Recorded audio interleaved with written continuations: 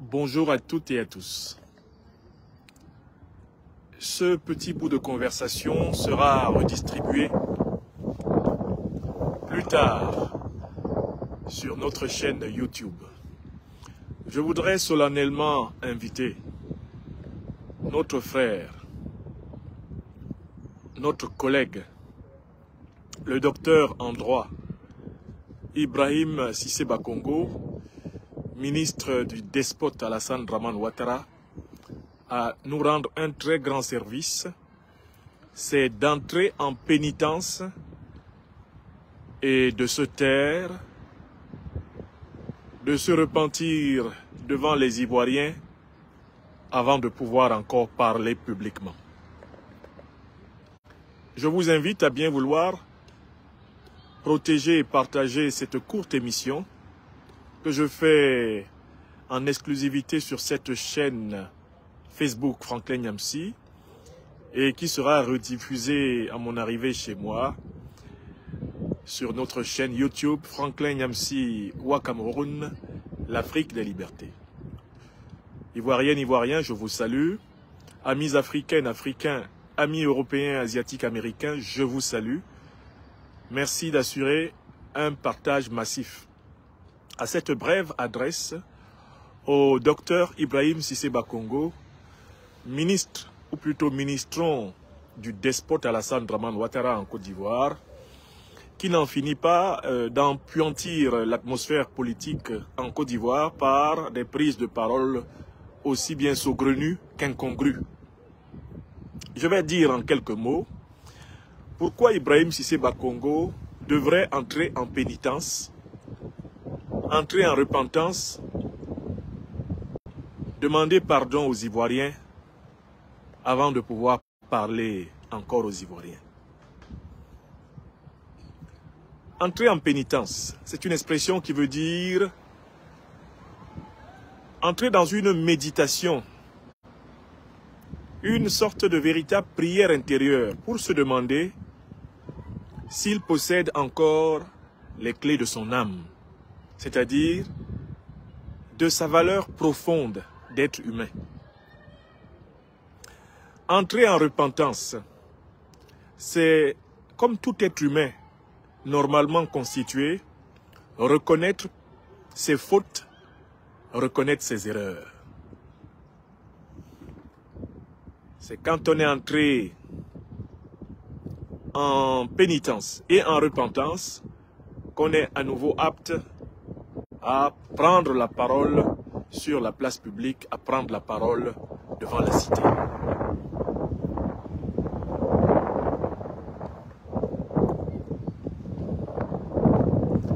Alors, Ibrahim Cissé Bakongo, voulant faire plaisir à Alassane Dramane Ouattara,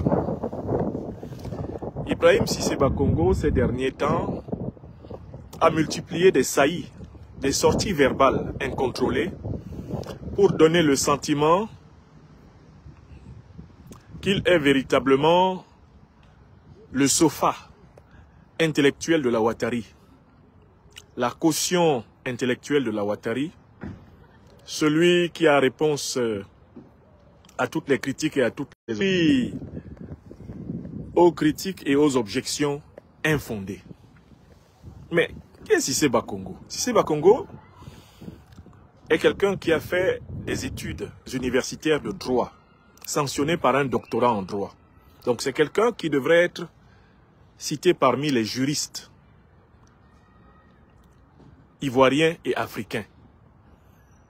Pourtant, il est vrai qu'en dehors de l'obtention de ses diplômes universitaires, Cissé Bakongo n'a pas brillé dans le domaine de la recherche juridique. De telle façon que dans les communications scientifiques internationales en droit, M. Cissé Bakongo, comme son mentor Alassane Dramane Ouattara, sont inconnus au bataillon. Donc c'est un doctus cum libro, comme on dirait en latin, c'est-à-dire un docteur avec le livre, un docteur avec le livre ouvert. C'est-à-dire quelqu'un qui, en ses grades et qualités, n'apporte rien à la science juridique depuis que l'université lui a délivré le grade de docteur. Cissé Bakongo s'est plutôt installé fondamentalement dans la fabrication du mythe d'Alassane Dramane Ouattara. Il fait partie des coupables de l'erreur intellectuelle et même de la faute dont nous-mêmes nous fûmes victimes en Côte d'Ivoire. Car Cissé Bakongo, tout comme le professeur Abdou Touré, ont rédigé 2 biographies mensongères d'Alassane Dramane Ouattara à une époque où on ne disposait pas des moyens de leur porter des objections critiques suffisantes. Il a écrit Alassane Dramane Ouattara un destin singulier. Si je me souviens, le livre est dans ma bibliothèque à la maison. Abdou Touré a également écrit une biographie d'Alassane Ouattara. Les 2 Gugus, les hagiographes de Ouattara, ont brillé en particulier par 3 gros mensonges qu'ils avaient mis dans le crâne de ceux qui étaient scandalisés par la politique de l'ivoirité dans les années 90 en Côte d'Ivoire. Et j'étais de ceux qui étaient scandalisés par les ravages de cette politique de l'ivoirité. Ils ont mis un premier mensonge dans le crâne des gens. C'est que Alassane Dramane Ouattara aurait été un étudiant brillantissime. Une lumière incandescente. Qu'Alassane Ouattara aurait été un surdoué dans le domaine scientifique. Nos enquêtes ultérieures sur l'homme Ouattara devaient démontrer qu'Alassane Ouattara a certes fait de bonnes études, mais dans le domaine de la science économique, en Afrique, en Amérique et dans le monde, Alassane Ouattara est inconnu au bataillon. On ne le cite dans aucune revue de recherche en sciences économiques. Si vous faites une recherche élémentaire sur le site aujourd'hui qu'on appelle le site academia.edu, qui est un site international qui recense les mentions des travaux des chercheurs sur la planète. Dans les travaux des autres chercheurs, Alassane Dramane Ouattara, c'est pratiquement 0 pointé. Donc voilà quelqu'un dont on dit qu'il a été un brillant universitaire, mais qui n'a rien produit dans l'université. Premier mensonge de Cissé Bakongo et Abdou Touré. Deuxième mensonge des 2 individus. Ils ont contribué à aider Ouattara à mentir sur le fait qu'il ne voulait pas assumer ses origines burkinabées. Ils ont contribué à effacer l'acte de naissance réel de Ouattara. Ouattara est un Africain de père et de mère burkinabé, mais qui a renié son père et sa mère, qui a renié sa terre originelle pour venir troubler la Côte d'Ivoire et ensuite pour troubler toute l'Afrique de l'Ouest, y compris notre Burkina Faso bien-aimé. Ouattara est un ennemi de l'Afrique de l'Ouest, mais à partir d'un mensonge fondamental, le reniement de son identité civile. Né au Burkina, ayant fait ses études primaires, secondaires au Burkina, ayant obtenu une bourse de l'État burkinabé à l'époque, l'État de Haute-Volta, ayant été reconnu comme voltaïque en France, aux États-Unis, et même reconnu comme voltaïque en Côte d'Ivoire, où il fut décoré comme tel dans les années 80, Ouattara ayant même acquis une propriété en Côte d'Ivoire, en ses grades et qualités de citoyen voltaïque, Alassane Ouattara, grâce à Cissé Bakongo et Abdou Touré et d'autres menteurs du même poil, d'autres mythosophes et mythomanes professionnels, Alassane Ouattara a réussi un temps à tromper les Ivoiriens, en prétendant qu'il était né à Dembokro, mieux qu'il avait même parlé baoulé dans son enfance, qu'il avait grandi à Dabou, mieux que d'ailleurs il était davantage habitué à la vie à Dabou qu'à la vie à Sendou, à Ouagadougou, ou dans n'importe quelle partie de notre Burkina Faso chéri. Ouattara s'est glissé dans la classe politique ivoirienne à pratiquement 50 ans, sur la base d'un mensonge et d'une effraction qui ont même abusé du premier président de la Côte d'Ivoire, Félix Houphouët-Boigny, qui pour cela était travaillé au corps par une certaine Dominique Nouvian-Folorou, qui devait devenir Dominique Nouvian-Folorou Ouattara. Deuxième mensonge de Ouattara, dont Cissé Bakongo et Abdou Touré, parmi les intellectuels du RDS, sont des artisans de haut niveau. Et ces gens-là, tant qu'ils ne sont pas entrés en pénitence pour ça, tant qu'ils ne sont pas entrés en repentance pour ça, n'ont pas le droit de parler devant les Ivoiriens. Troisième gros mensonge dont Cissé Bakongo et Abdou Touré, entre autres, sont des artisans intellectuels graves à propos de Ouattara, c'est le mensonge à propos des compétences technocratiques d'Alassane Dramane Ouattara. Si vous relisez avec attention ce que Abdou Touré et Cissé Bakongo ont écrit sur les compétences technocratiques d'Alassane Ouattara, vous découvrirez qu'ils sont à l'origine du mythe de l'Alassane Ouattara qui aurait gouverné plus de 200 pays. Ah non, non, non, non, non, j'ai gouverné plus de 200 pays. J'ai géré la Chine, j'ai géré le Japon, j'ai géré les États-Unis. C'est Cissé Bakongo et Abdou Touré qui ont fait prospérer le mythe de Ouattara, président de tous les pays du monde. On trouve dans la biographie d'Abdou Touré tout un chapitre consacré à dire que Alassane Dramane Ouattara a gouverné quand il était directeur général adjoint du FMI à Washington. Il a gouverné tous les continents. 3 mensonges qui ont abusé de nous en Côte d'Ivoire. 1. Ouattara, ivoirien. 2. Ouattara, ivoirien de naissance, parce qu'il est devenu ivoirien par adoption, un ivoirien d'acquisition. 2. Ouattara, brillantissime universitaire. 3. Ouattara, excellent technocrate, gouverneur du monde, gouverneur de la planète. Ce à quoi Ouattara lui-même a ajouté que lui, son objectif, c'était d'être empereur. I think I would have been an emperor. Il a dit devant une journaliste qui a failli tomber de sa chaise que being an emperor is better much than being a president. Être un empereur, selon Ouattara, c'est mieux que d'être président. Et lui, il aurait aimé être empereur. D'ailleurs, c'est lui qui a conçu la Grande Côte d'Ivoire, qui intègre le Burkina, le Ghana, le Bénin, le Togo, le Mali, la Guinée, le Libéria. Hein? Alassane Ouattara voulait une Côte d'Ivoire qui intègre même le Niger. Et ce serait lui l'empereur. Voilà comment il a fabriqué le mythe qu'il serait descendant de la famille royale de Kong. Quand Ouattara ne sera plus, la famille royale de Kong sera délivrée. Et elle va dire la vérité aux Ivoiriens. Parce qu'elle aussi, elle doit la vérité aux Ivoiriens. Depuis que Ouattara ment, la famille royale de Kong n'a jamais osé le démentir. Mais elle n'a jamais osé non plus le confirmer. Puisque, en fait, elle ne le connaît pas et elle sait qu'il est dangereux. Il vaut mieux qu'il ne soit plus président. À ce moment-là, les gens vont parler. Bon. Mais Cissé Bakongo, en dehors d'avoir contribué à ce crime intellectuel collectif contre le peuple ivoirien,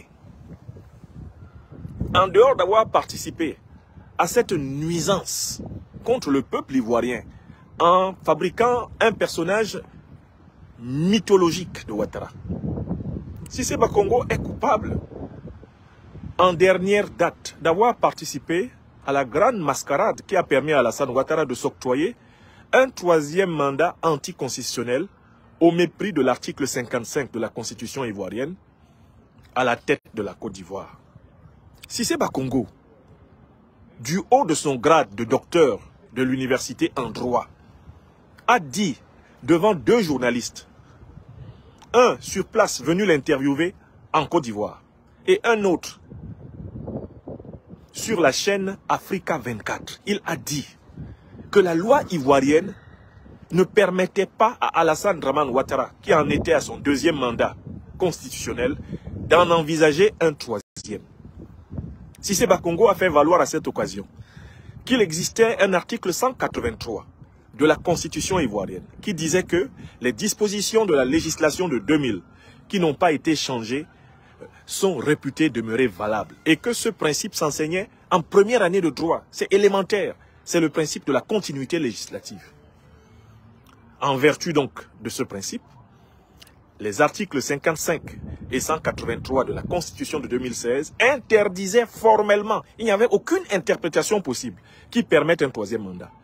Cissé Bakongo a mis sa main sur le feu face à un journaliste français à Abidjan et face à un journaliste franco-togolais à Paris.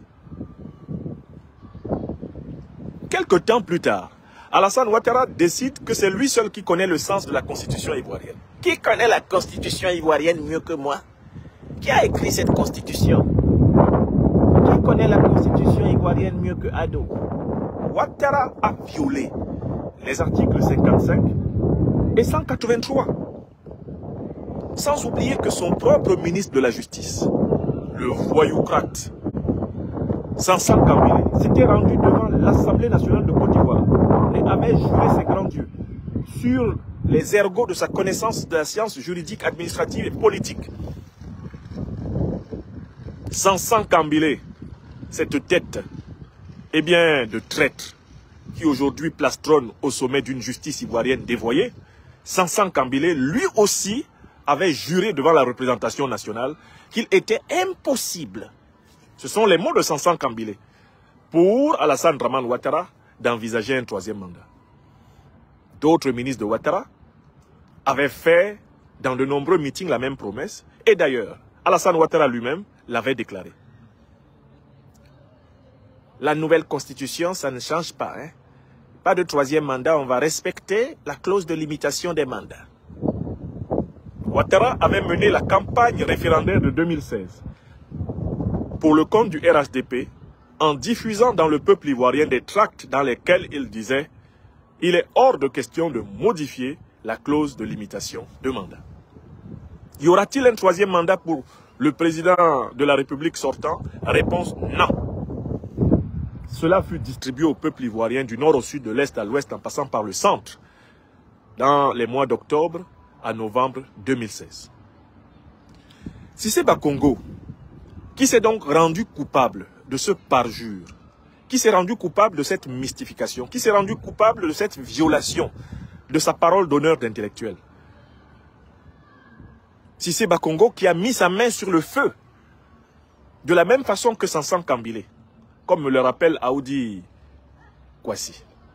Cissé Bakongo, sans être revenu devant le peuple ivoirien, se mettre à genoux,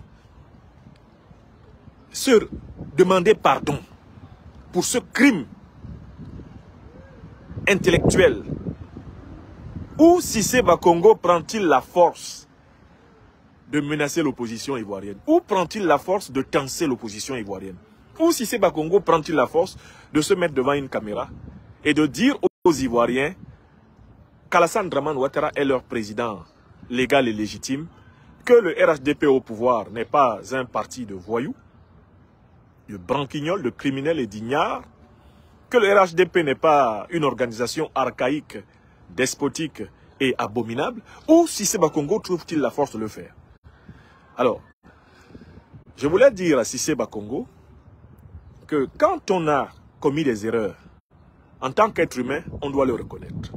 Quand on a commis des fautes, en tant qu'être humain, on doit demander pardon. Sur le chemin de l'autocritique et de la repentance, nous, les compagnons du président Guillaume Kiba-Ferry Soro, nous sommes reconnaissables au fait que nous avons sans cesse fait notre autocritique. Nous sommes venus devant les Ivoiriens, devant les Africains, avouer ce sur quoi nous nous étions trompés et sur quoi nous avons été trompés. D'ailleurs, qui n'a pas été trompé dans la politique ivoirienne? Houphouët-Boigny le fut, Henri Konan Bédié le fut, Robert Gueye le fut, Laurent Gbagbo le fut, Guillaume Soro l'a été. Mais nous avons fait cette démarche. Dès 2013, Guillaume Soro adoptait comme ligne de communication politique officielle la recherche du pardon et de la réconciliation. Il prononçait en 2017 un discours qui fera date. C'était le 3 avril 2017, sur le perron, sur la chaire de l'Assemblée nationale à Abidjan, au plateau, appelant à la libération totale de tous les prisonniers politiques qu'il y avait en Côte d'Ivoire, appelant à la libération des prisonniers militaires et civils de l'ancien régime du président Laurent Gbagbo. Ce à quoi Guillaume Soro appelait depuis 2011. À partir de 2011, à l'intérieur du pouvoir Ouattara, Guillaume Soro est devenu la bête noire d'Alassane parce que chaque fois qu'il était face au président Alassane Ouattara, où en cercle restreint, il lui disait, il faut qu'on réfléchisse au moment où, pour réconcilier le pays, on va laisser tout le monde revivre ici. On ne pourra pas développer ce pays de manière harmonieuse. On ne pourra pas réussir à élever la Côte d'Ivoire si tous les Ivoiriens n'ont pas le droit de vivre en paix parmi nous. Je me souviens d'une émission en 2017-2018 où, face à un partisan de Ouattara, à Africa 24 à Paris, j'ai essuyé l'accusation suivante. Guillaume Soro complote contre le président Alassane Ouattara parce qu'il n'a pas de cesse d'appeler au pardon et à la réconciliation. Oui, un cadre du parti d'Alassane Ouattara, un certain monsieur Tidiane Koné, m'a dit en face. Il m'a dit en face que Guillaume Soro complotait contre le président Alassane Ouattara parce que Guillaume Soro n'arrêtait pas, alors qu'il est président de l'Assemblée nationale, d'appeler au pardon et à la réconciliation, à la libération des prisonniers militaires et politiques, au retour du président Laurent Gbagbo et de son compagnon d'alors, Charles Blé Goudé, entre-temps devenu le neveu de Ouattara. Voilà ce sur quoi se fondaient les partisans d'Alassane Dramane Ouattara dans les plateaux pour considérer que Guillaume Soro était dans le complot. Appeler au pardon et à la réconciliation en Côte d'Ivoire sous le régime de Ouattara, c'est un crime. D'ailleurs, l'Église catholique a voulu appeler à un moment donné à une marche de la paix, du pardon et de la réconciliation. Alassane Ouattara a sorti ses miliciens, ses bacavères, ses macheteurs, ses gangsters, son lumpen prolétariat pour menacer les chrétiens ivoiriens qui voulaient faire une marche blanche pour la paix. Le régime d'Alassane Ouattara a donc constamment considéré que tous ceux qui veulent la vraie réconciliation, le vrai pardon, la vraie repentance, la vraie communion des cœurs des Ivoiriens sont ses ennemis. Donc, si c'est Ibrahim Bakongo qui a abandonné son âme à Alassane Dramane Ouattara, est indigne de parler devant le peuple ivoirien. Il est indigne parce qu'il n'a pas été capable de faire son autocritique. Il est indigne parce qu'il n'a pas fait sa propre pénitence. Il est indigne parce qu'il n'a pas fait son examen de conscience.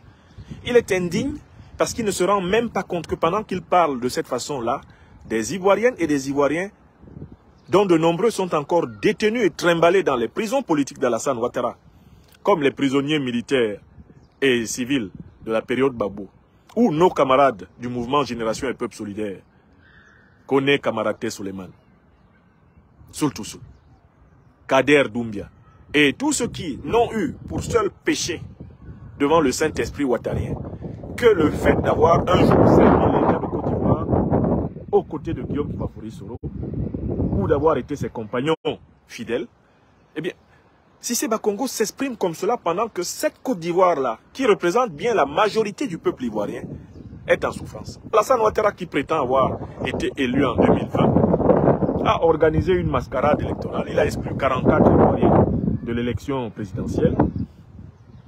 Et il a organisé une mascarade électorale avec un Ivoirien qui ne représentait rien et qui ne représente toujours rien.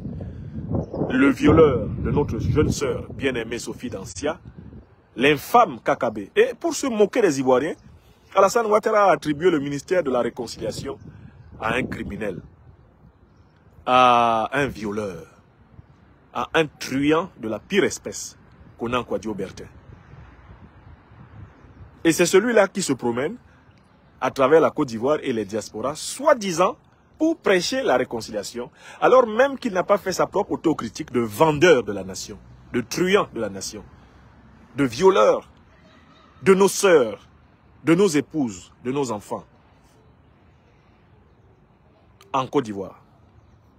Oui, Alassane Dramane Ouattara protège un ministre accusé de viol, ostentatoirement coupable de viol. Parce qu'avec ce ministre-là, Ouattara a violé la constitution ivoirienne.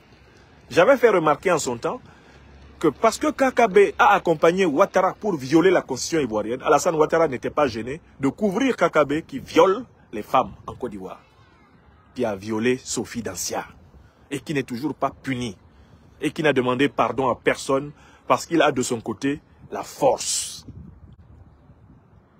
Parce qu'il a de son côté les milices de Ouattara. Parce qu'il a de son côté l'impunité structurelle de Ouattara. Parce qu'il a de son côté la méchanceté de Ouattara. Oui.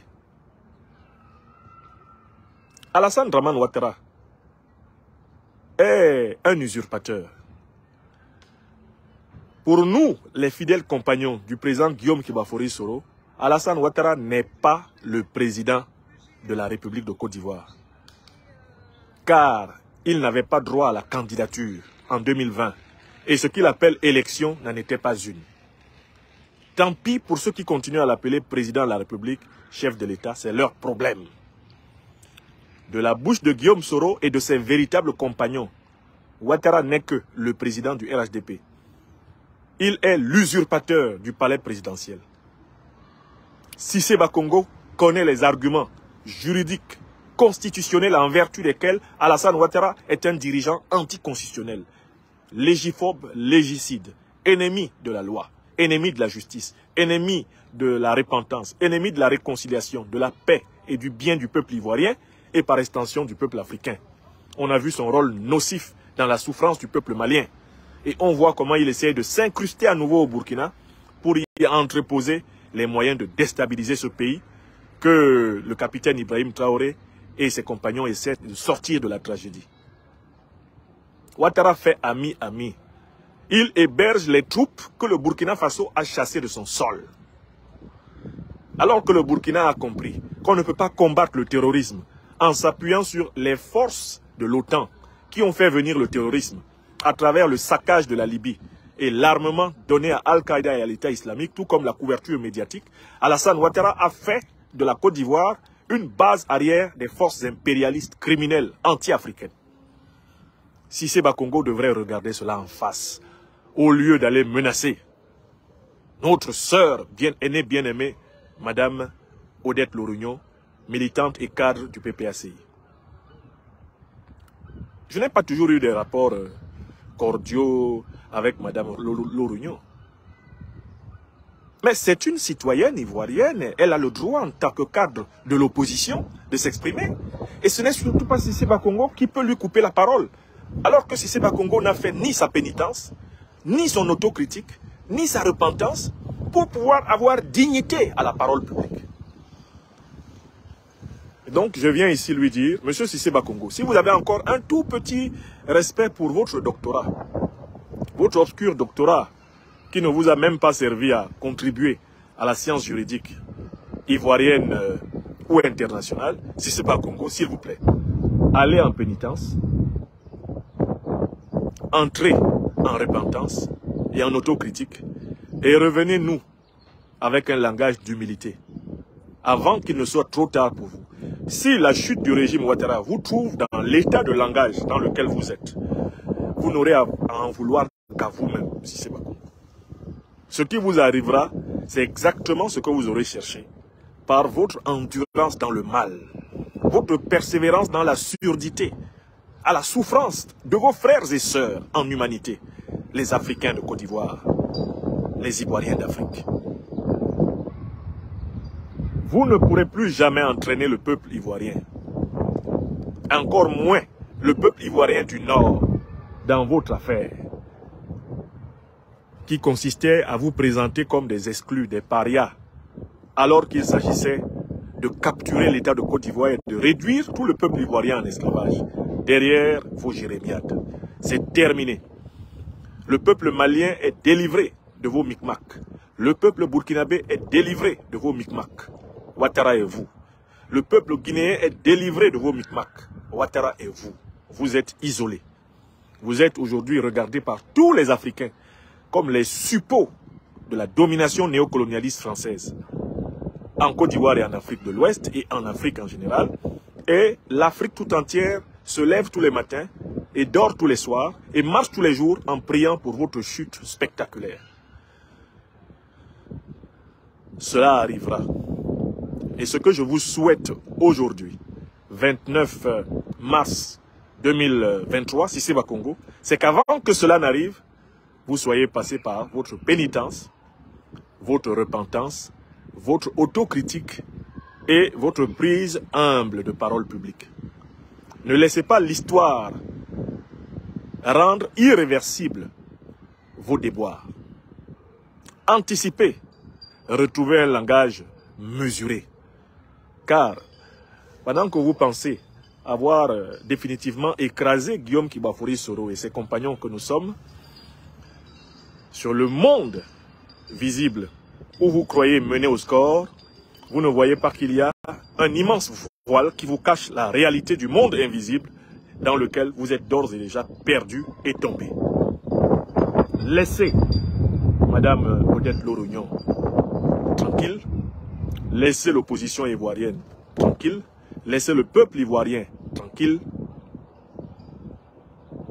Oui, j'ai bien dit le 29 mars, excusez-moi, si j'ai dit janvier, 29 mars 2023, on est bien en mars. En plus, après-demain, j'ai 51 ans plein. Donc, je ne peux pas me tromper sur ce mois-là.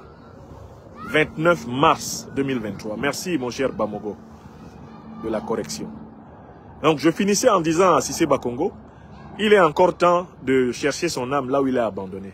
D'aller la trouver et la ramasser. D'aller la rapporter. Parce que ça ne va pas constamment durer. On peut se moquer d'une partie d'un peuple tout le temps. Ou on peut se moquer de tout un peuple une partie du temps. Comme le disait Abraham Lincoln, on ne peut pas se moquer de tout le peuple tout le temps. L'heure ivoirienne, quand elle va sonner, il vaut mieux que vous soyez déjà livré à une pénitence, à une repentance, à une autocritique, et que vous ayez adopté le langage humble du pardon et de la réconciliation. C'est tout ce que je vous souhaite. En attendant, laissez les militants de l'opposition tranquilles. Votre parole est nulle. Et de nul effet sur le plan intellectuel. Elle est nulle, Cissé Bakongo. Et de nul effet sur le plan moral. Votre parole est encore plus nulle sur le plan spirituel. Car vous êtes l'expression parfaite de la contre-initiation. Vous êtes l'expression parfaite de l'inversion des valeurs de civilisation. Vous êtes un serviteur de l'ombre. Un serviteur des ténèbres. Un serviteur de l'anarchie et du chaos qui retomberont sur vos épaules. Faites votre révolution avant que la révolution ne vous fasse. Mes chers amis, tel est le message que je voulais, assis dans ce jardin, tel est le message que je voulais transmettre en direct à M. Ibrahim Cissé Bakongo, doctus cum libro, docteur avec le livre, indigne autant de ses grades et qualités revendiquées que de l'humanité à laquelle il appartient depuis un moment par usurpation.